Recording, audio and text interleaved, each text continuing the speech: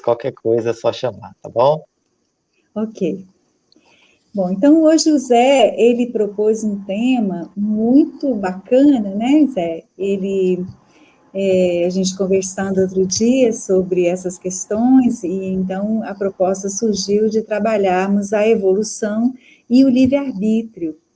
E é muito interessante a gente ter os dois enfoques, porque assim, ambos nos ajudam a nos situar na vida. Essa é a proposta da doutrina espírita. A doutrina espírita, ela é uma proposta de esclarecimento, consolo, mas quando trazemos para a vida, nos sentimos fortalecidos, nos sentimos amparados.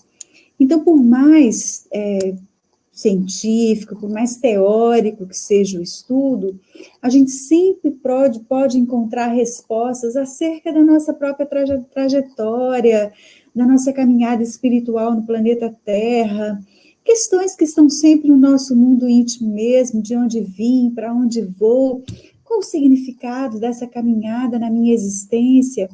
Então, nós tratamos hoje aqui de dois princípios da doutrina espírita que são extremamente profundos e interessantes. Nós vamos fazer a nossa reflexão, vocês fiquem à vontade para trazer questões, dúvidas que tiverem. Eu gosto dessa troca, eu gosto de estar assim conversando e dialogando com vocês, porque isso enriquece a nossa reflexão. Conversando um pouco antes com o Zé, ele dizia, tem pessoas, tem expositores que não gostam muito de perguntas, esse não é o meu perfil. A minha trajetória dentro do espiritismo, ela é uma trajetória construída no diálogo, na reflexão, na troca.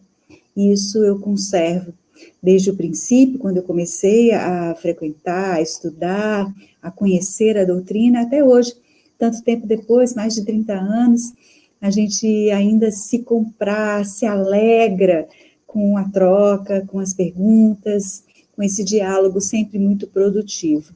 Inclusive, temos aqui a Dalva, a querida Dalva, eu comecei junto com ela, num grupo em Lavras, Minas Gerais, no sul de Minas Gerais, começamos juntas ali numa iniciativa muito bacana de trabalharmos o Evangelho em exposições doutrinárias, e fazíamos isso revezando um grupo de 4 pessoas nas noites de quarta-feira, muita lembrança boa deste tempo, uma alegria revê-la também nessa noite, Dalva, que bom tê-la aqui.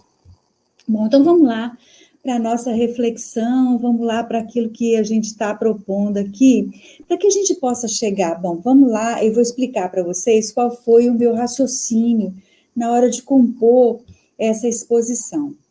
Eu pensei, vamos primeiro entender a evolução do ser, para que a gente consiga chegar aonde começou o livre-arbítrio. Porque é muito importante que a gente entenda a caminhada evolutiva e compreenda que num determinado momento da trajetória evolutiva do ser, ele se apropriou de sua vida, de si mesmo. E como que foi isso, né? Então, a gente estuda na doutrina espírita, a doutrina espírita, ela em parte é criacionista, porque ela acredita que há um ser superior que criou. Porém, não é aquele criacionismo que nós vemos muitas vezes em algumas linhas filosóficas e religiosas, que acreditam que tudo começou ali a partir de Adão e Eva. O espiritismo, ele vem da ideia de um ser superior que criou Deus, né? Tudo se dá, tudo ocorre a partir dele, mas ele se sustenta na evolução dos seres.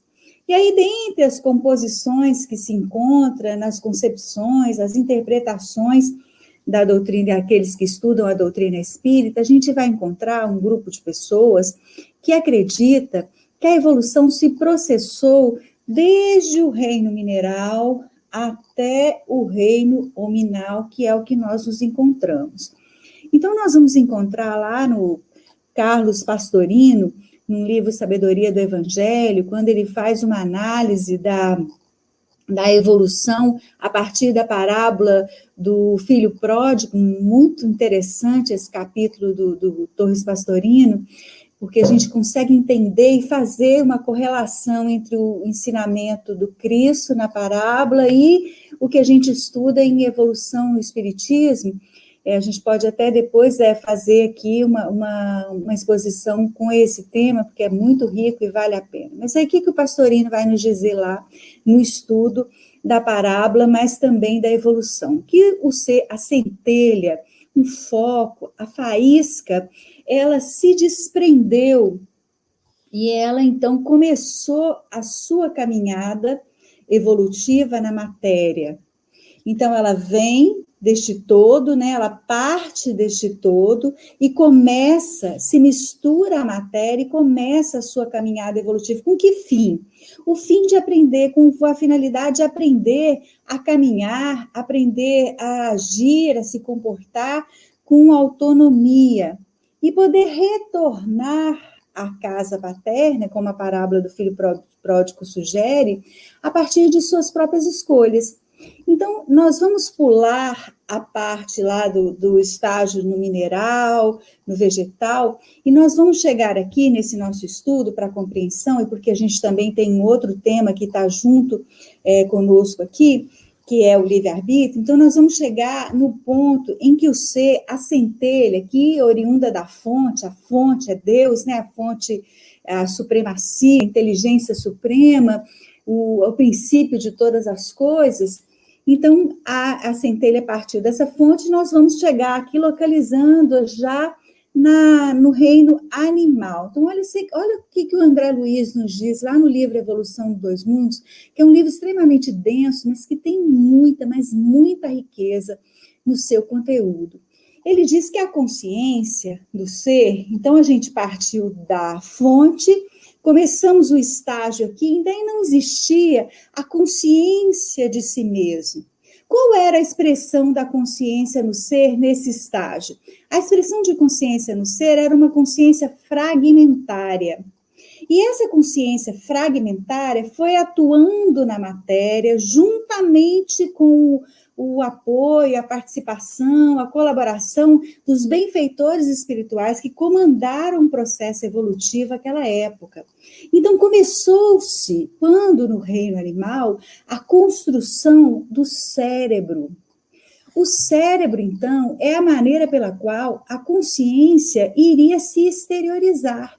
Então, dos invertebrados até os vertebrados, a estrutura cerebral ela foi se constituindo lentamente. Então, olha como tem pontos interessantes e marcas interessantes no estudo do André Luiz. Nos peixes, os hemisférios cerebrais já existia ali aquela formatação, porém ainda se mostram, porque ainda assim, né, muito reduzidos. Nos anfíbios, aquela estrutura cerebral ainda incipiente, ela recebe um desenvolvimento, ela encontra um desenvolvimento encorajador. Então, chegamos nos peixes, ali, nos animaizinhos, peixes, com uma determinada formatação. Nos anfíbios há um desenvolvimento e nos répteis há um avanço. Então, nos répteis, ele vai nos trazer uma informação importante, porque ele diz, ali nos répteis, a consciência fragmentária começa a tecer o centro coronário, que nós vamos encontrar aqui na estrutura do ser humano, e que é tão importante na concepção da vida e na inter-relação do ser material com o ser espiritual que somos.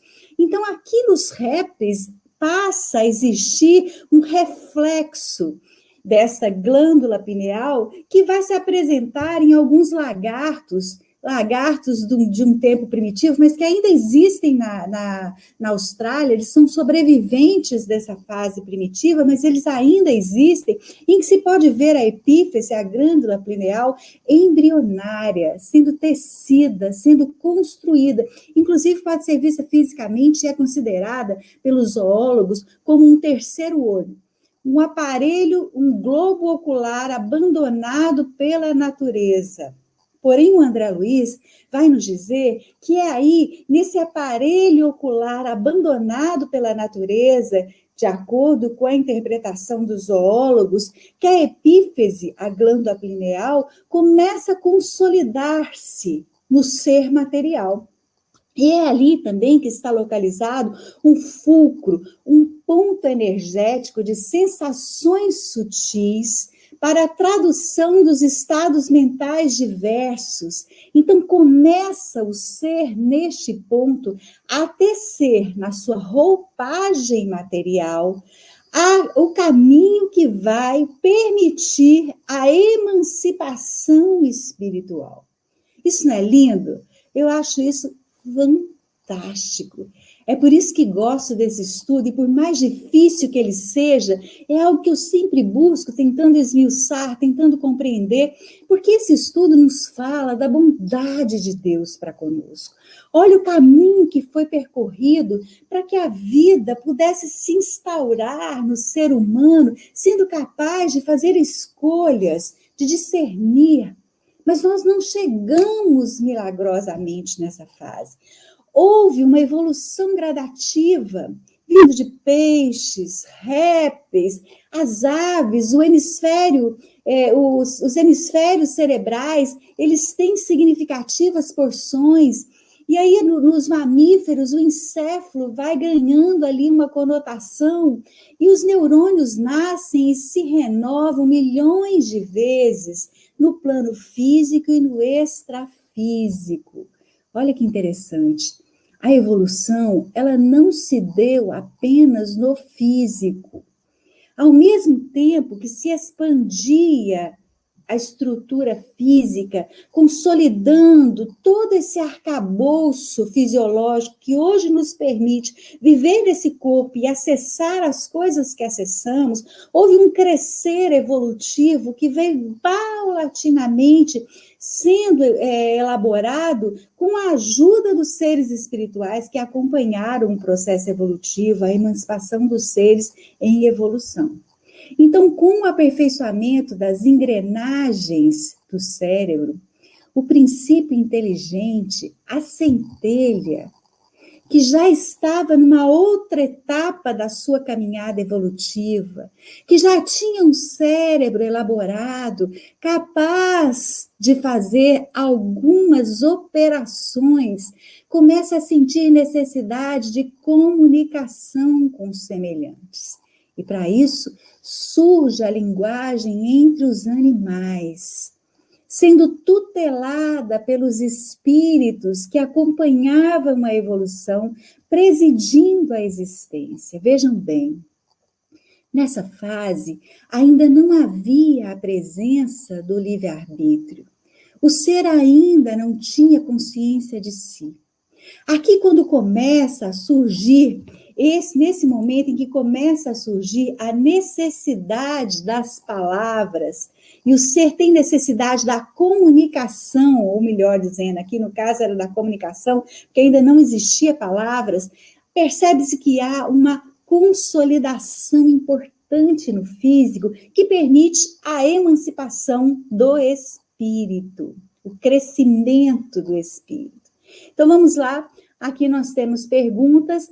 Sabemos que fomos criados simples e ignorantes.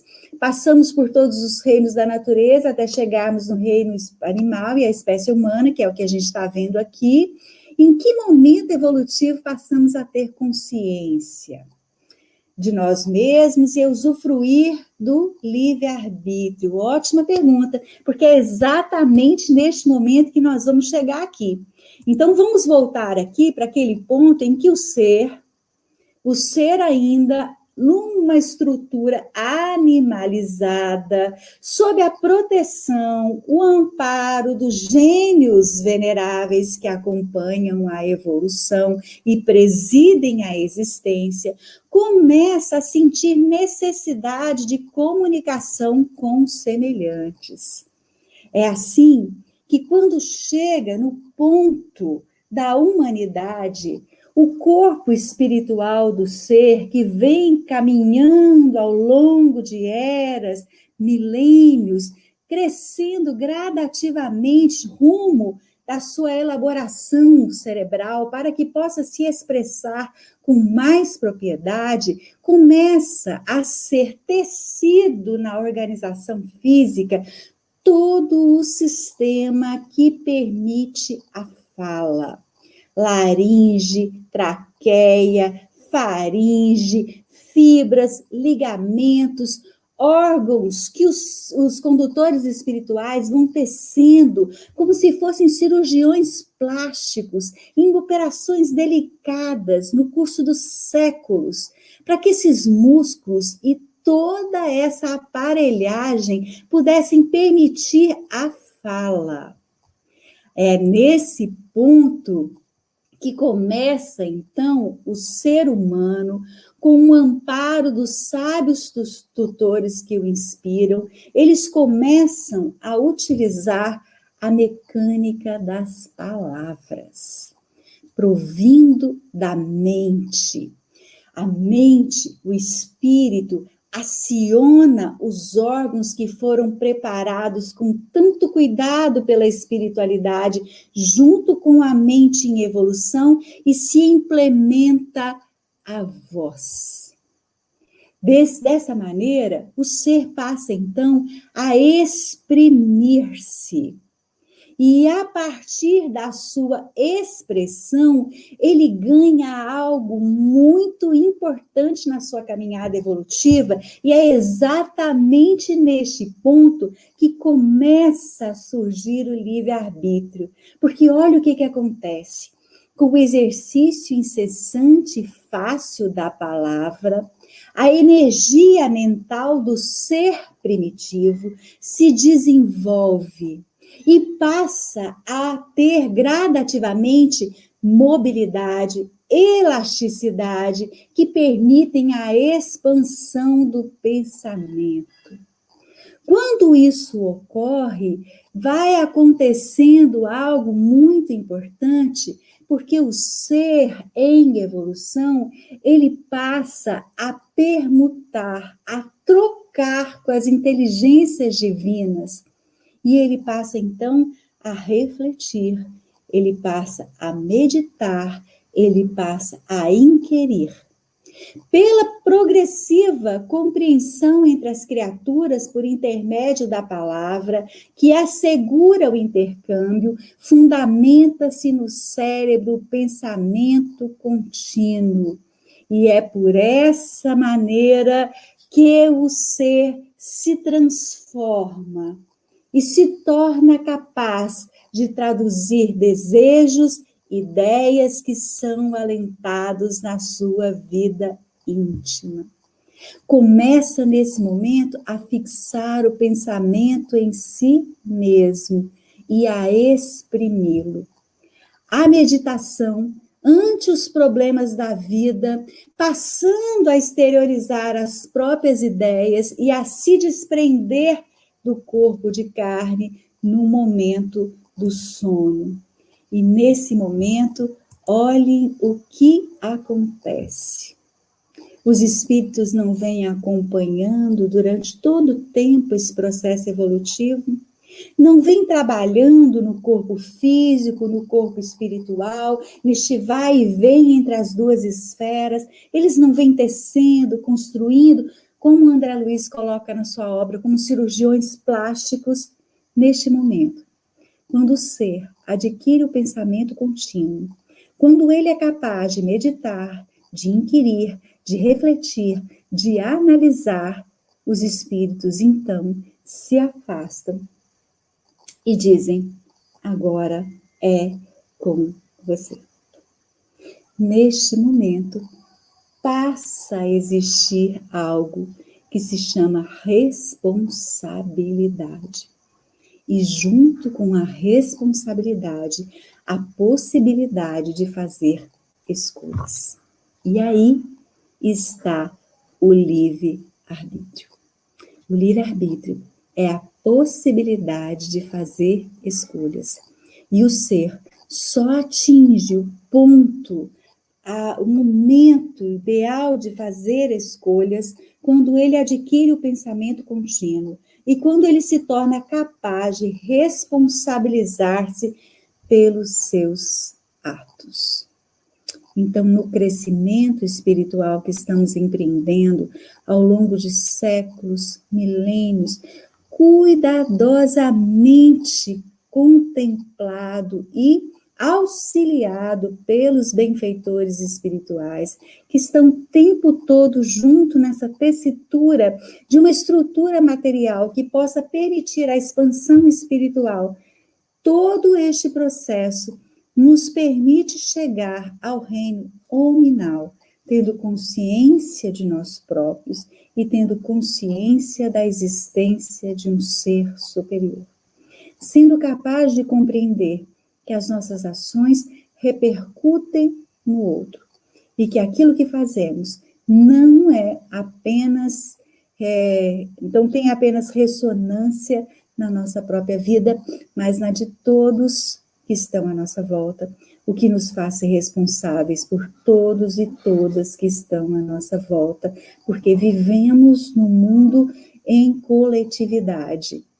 E uma manifestação, seja pelo pensamento, seja pelo sentimento, ela não é isolada, ela vai repercutir em outras vidas, porque pensar, de acordo com o que aprendemos na doutrina espírita, é criar. Quando pensamos, criamos, emitimos ondas. Pensamentos são ondas eletromagnéticas, e essas ondas eletromagnéticas, elas vão entrar em consonância com as outras que estão ao nosso redor, e vão nos fazer entrar em comunicação com todos aqueles que estão à nossa volta, sejam encarnados ou desencarnados. Vamos ver? Temos perguntas aqui? A explicação que nos traz é racional, a explicação ela é do André Luiz, não é? Então, a gente tem que entender que André Luiz foi muito mal compreendido pelas pessoas há muitos anos atrás, mas cada vez mais a ciência constata tudo o que ele vem falando.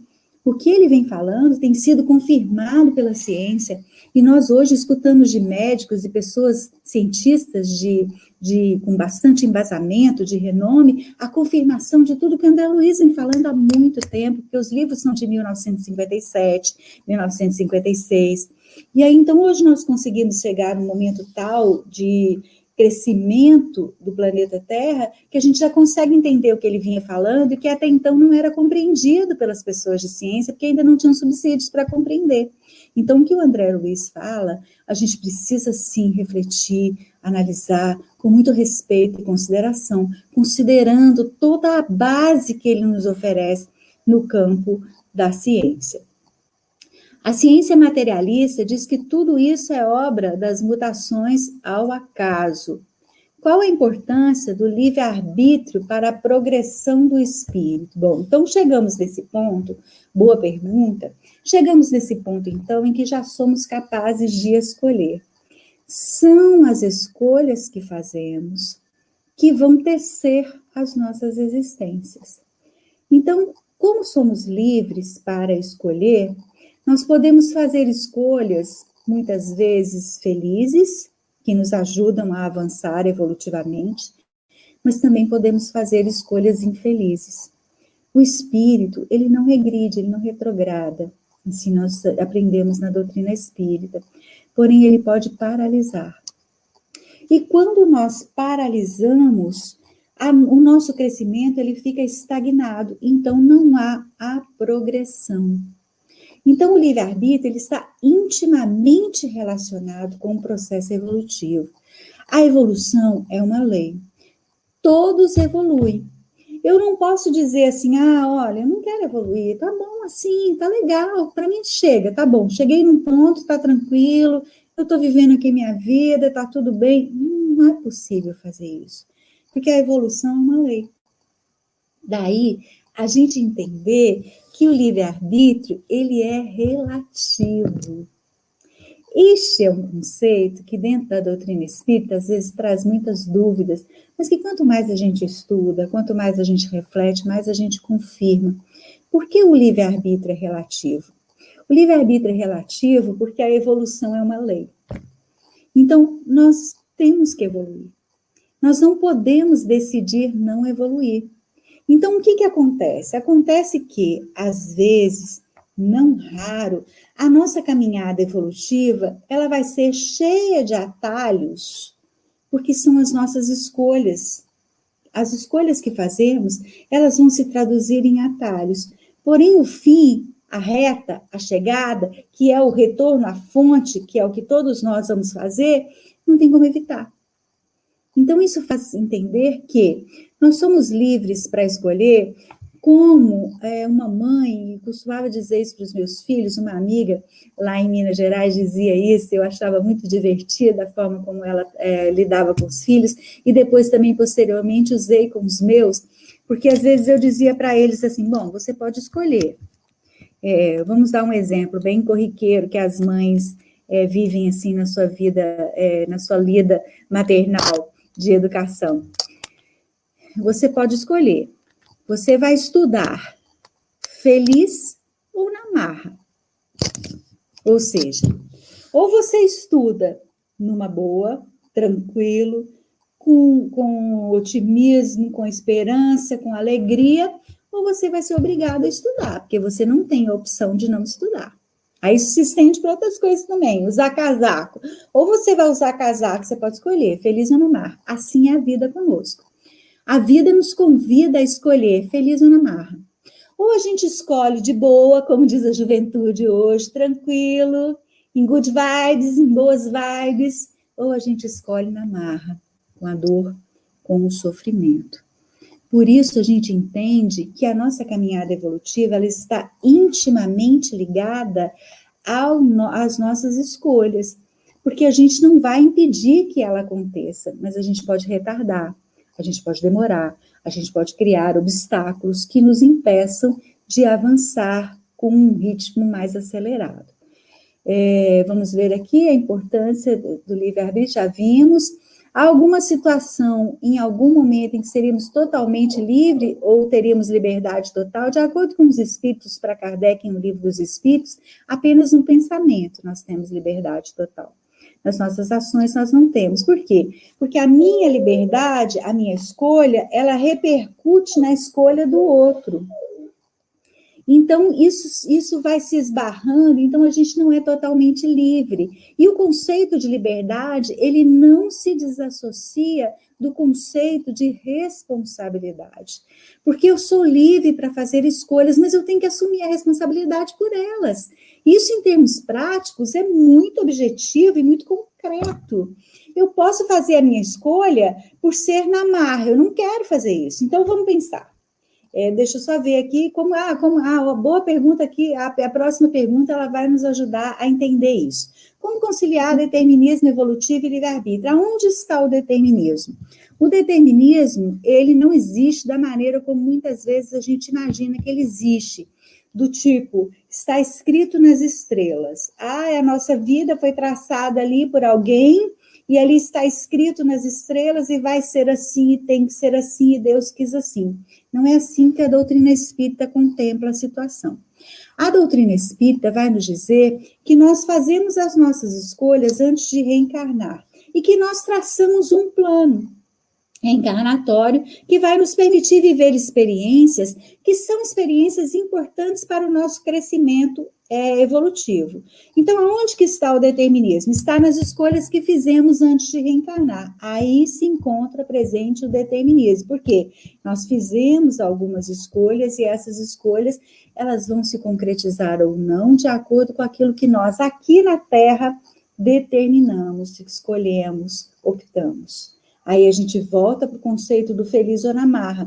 Porque às vezes eu fiz um programa para minha reencarnação, e este programa, ele foi preparado por mim com todo zelo e cuidado, quando na erraticidade, em espírito. Quando eu cheguei aqui com esquecimento, porque a gente não se recorda das coisas que viveu na vida espiritual, na erraticidade, no plano espiritual, e isso é fruto da providência divina, porque nós não daríamos conta de vivenciar ou de encarar situações, às vezes, lembranças que muito nos feririam e nos deixariam, às vezes, até meio perturbados das ideias. Então, o esquecimento do passado, ele vem no pacote da providência divina. Então, quando nós estamos aqui, nós não nos lembramos. E, às vezes, o que nós planejamos lá na erraticidade, enquanto espíritos, foi algo que exige esforço de nós. Um esforço hercúleo, um esforço muito, mas muito intenso. E quando nós chegamos aqui, nós, na matéria, não raro, buscamos a zona de conforto, buscamos a comodidade, nós não queremos muito sair do nosso mundinho, porque sair do nosso mundinho dá trabalho, porque sair do nosso mundinho, muitas vezes, traz dor, traz angústia, sofrimento. E aí o que a gente faz? A gente faz opções que não estão coerentes com o que nós planejamos. E somos livres para fazer isso, mas dentro de um círculo de ação. Isso também é um conceito importante que a gente precisa entender. A nossa vida, ela vai se processar. Vamos imaginar que a gente tem um círculo e a gente está dentro desse círculo. Dentro do nosso nível evolutivo, nós podemos viver situações que estão circunscritas àquele patamar evolutivo. Não tem como vivermos uma situação para mais, nem para menos. Então, nós temos opções que vão se concretizar ou não, dependendo das nossas escolhas. Mas são situações que dizem respeito ao nosso nível evolutivo, aonde nós conseguimos chegar, aonde nós conseguimos alcançar. Então, o determinismo, ele está ligado àquilo que nós escolhemos e ele vai estar ligado também a situações que são de natureza material, nunca espiritual. Porque no que diz respeito ao espiritual, nós podemos fazer escolhas, e essas escolhas compõem a nossa trajetória evolutiva, compõem o que somos, as nossas angústias, as coisas que nós adquirimos, aquilo que aprendemos, aquilo que consolidamos como sendo importante no nosso processo de evolução espiritual. O que é destino na visão espírita? O destino, então, muito boas essas perguntas. O que é destino na visão espírita? O destino, então, ele poderia ser traduzido, nós não costumamos utilizar essa palavra destino na doutrina espírita, como muitas vezes a gente entende em outras filosofias, em outras concepções de vida.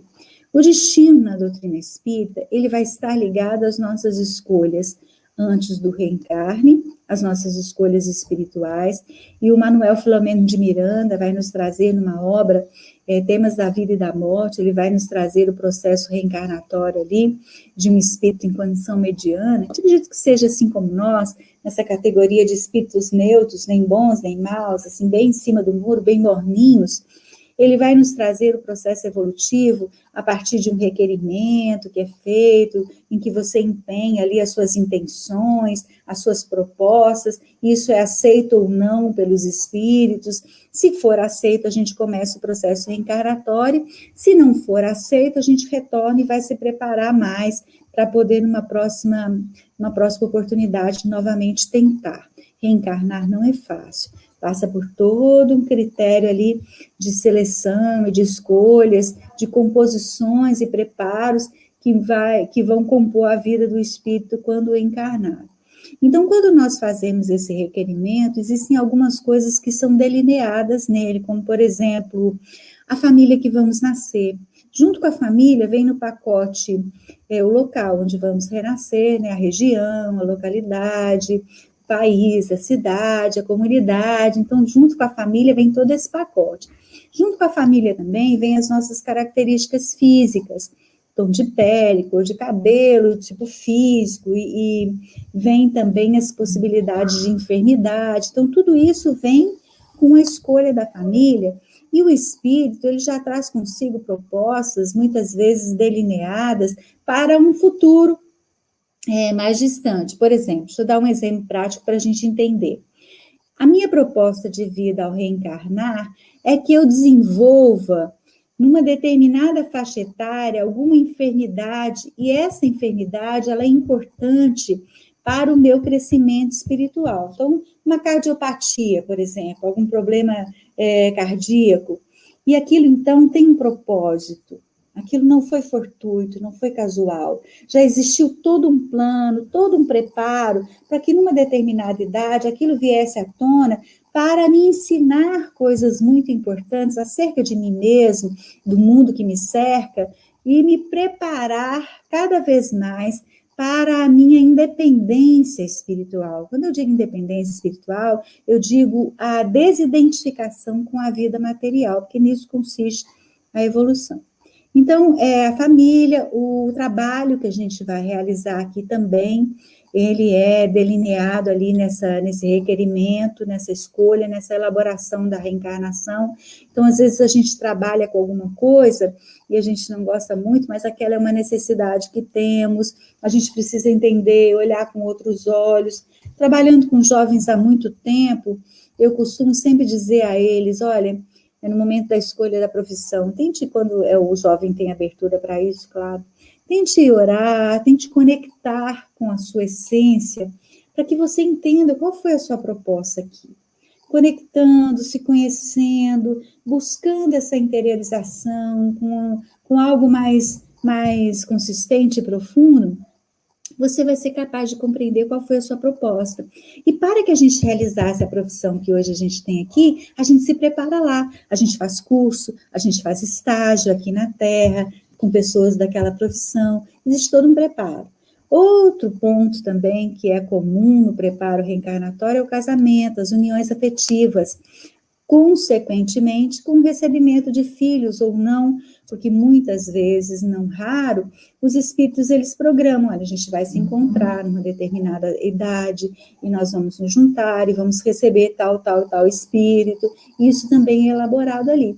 Então, se a gente pensar nisso, a gente vai pensar e entender que o destino dessa maneira. Agora, com um detalhe super importante. O fato de eu ter feito toda essa programação, isso vai permitir que eu renegue aquela escolha? Vai. Porque aí entra o livre-arbítrio. Então, vamos supor que eu tenha planejado, um exemplo prático também para a gente entender.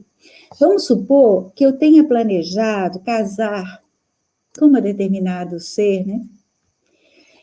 E aí, então, eu reencarno e venho ali, né, com aquela proposta e tal. Só que antes da gente se encontrar, eu me apaixonei perdidamente por outra pessoa, na qual não tenho escolha nenhuma anterior. Me encontrei, me apaixonei. Isso pode acontecer? Claro que pode. No planeta Terra, quando nós estamos encarnados, nós estamos vivendo uma experiência que é intensa e que traz emoções e que traz uma série de sentimentos.